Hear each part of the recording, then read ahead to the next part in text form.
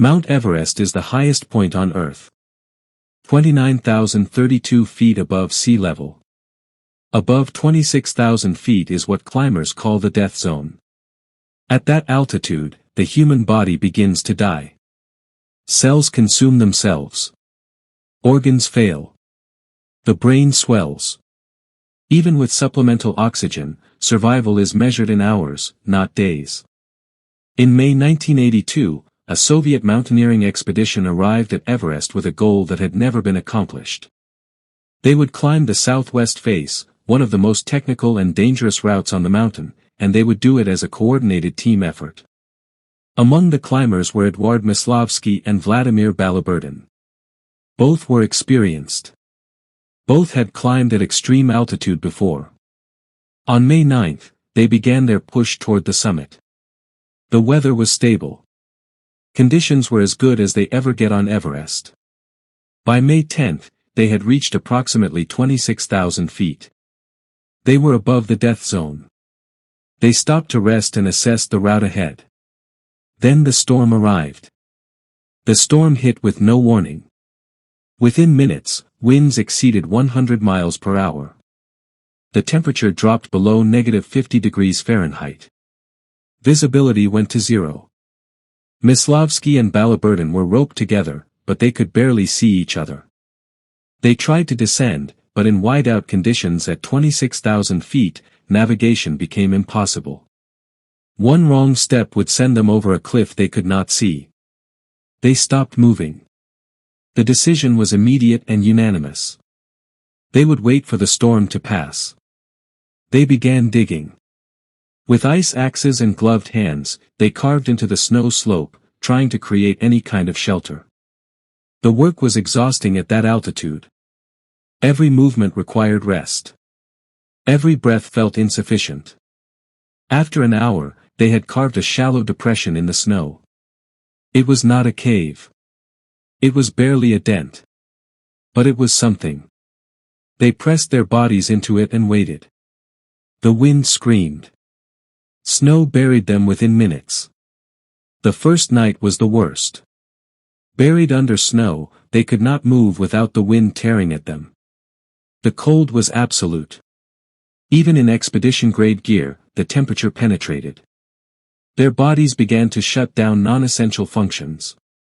Blood retreated from extremities to protect vital organs. Their fingers and toes went numb first. Then their faces. They could not sleep. Sleep at that altitude, in those conditions, often does not end in waking. They stayed conscious through sheer will, talking to each other in short bursts when the wind allowed. By morning, the storm had not lessened. They were still buried. They dug themselves out enough to assess the situation. The visibility was still near zero. Descending was still impossible. They had no tent. No stove. No way to melt snow for water.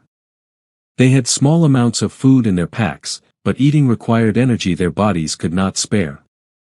They retreated back into the snow hollow and waited. Day 2 became night 2. The wind never stopped.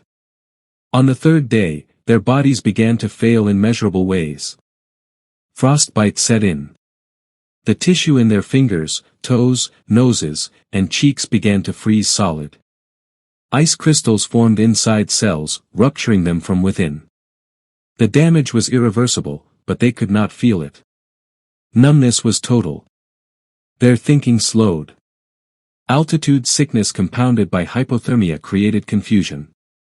Simple decisions took minutes. They stopped talking as much. Words required too much effort.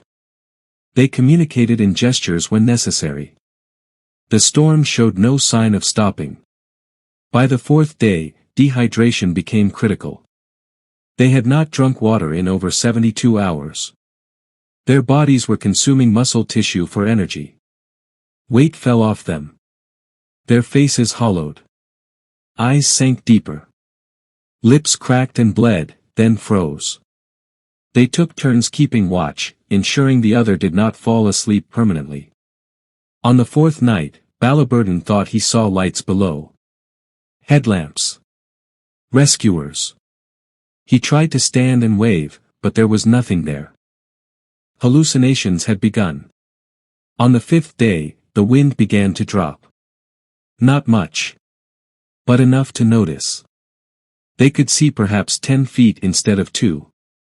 They discussed whether to attempt descent. Neither could stand without difficulty. Their legs shook under their own weight.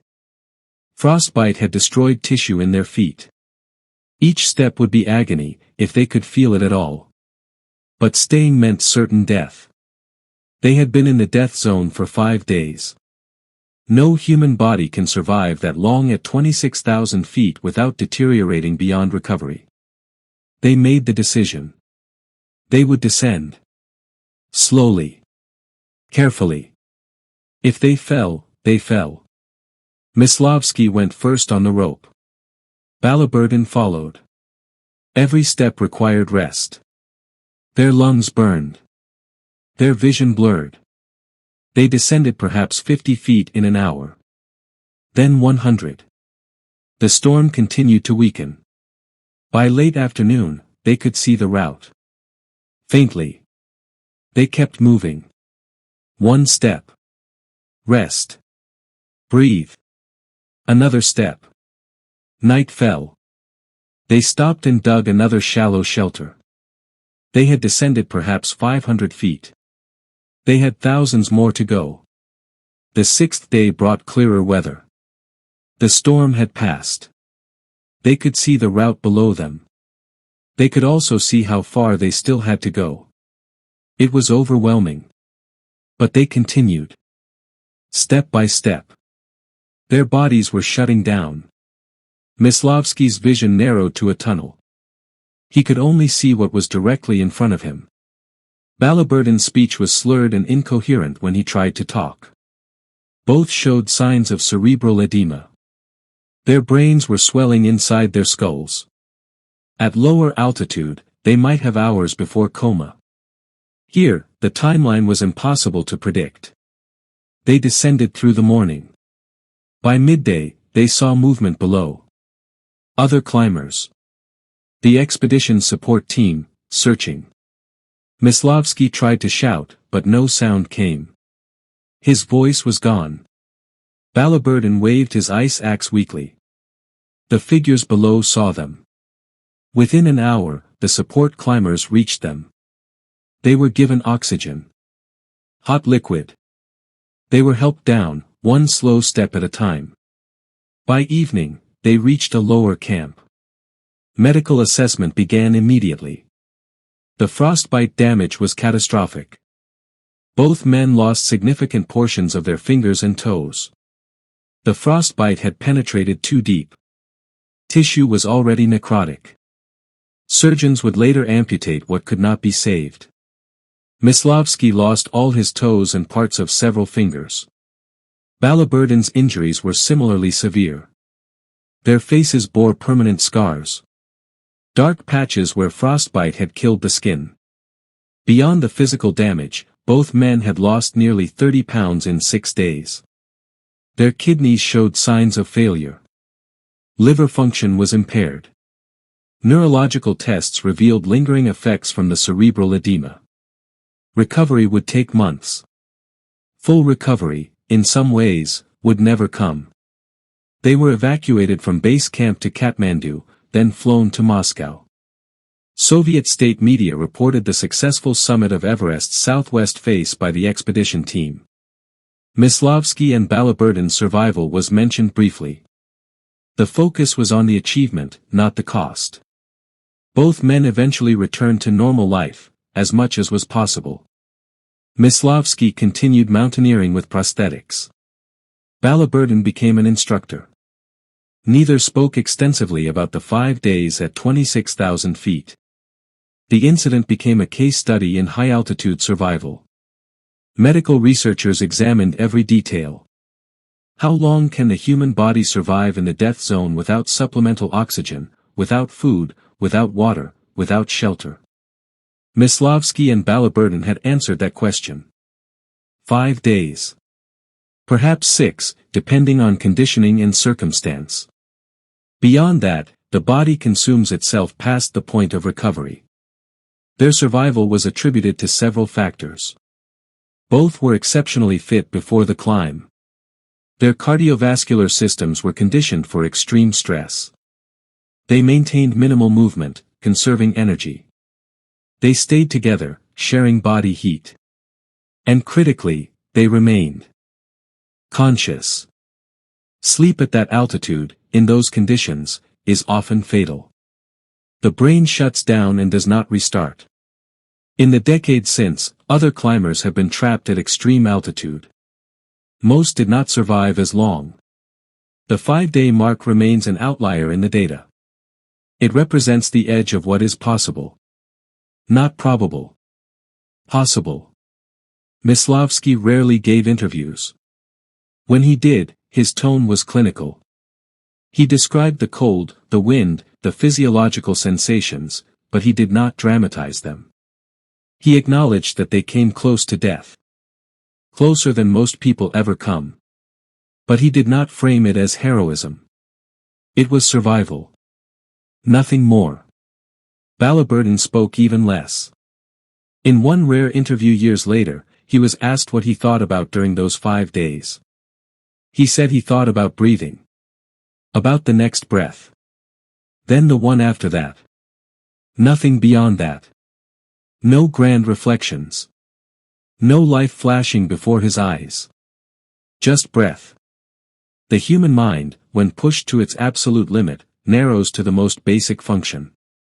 Breathe. Stay awake. Survive the next minute. The Marathon des Sables runner survived 9 days in the Sahara. These men survived 5 days at 26,000 feet. Different environments. Different dangers. The same truth. The body endures what the mind cannot imagine, until it cannot. The 1982 Soviet Everest expedition is remembered for achieving the first ascent of the southwest face by a Soviet team. 11 climbers reached the summit. It was considered a major achievement in Soviet mountaineering history. But the cost was measured in more than success. Myslovsky and Balyberdin paid with their fingers, their toes, and parts of their faces. Others on the expedition suffered frostbite and altitude injuries as well. One climber did not return at all. The mountain took what it always takes.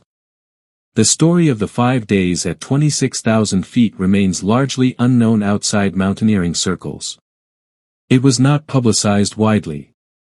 Soviet state media preferred stories of triumph, not survival. The men themselves did not seek attention. They returned to their lives, changed but functional. The mountain remains.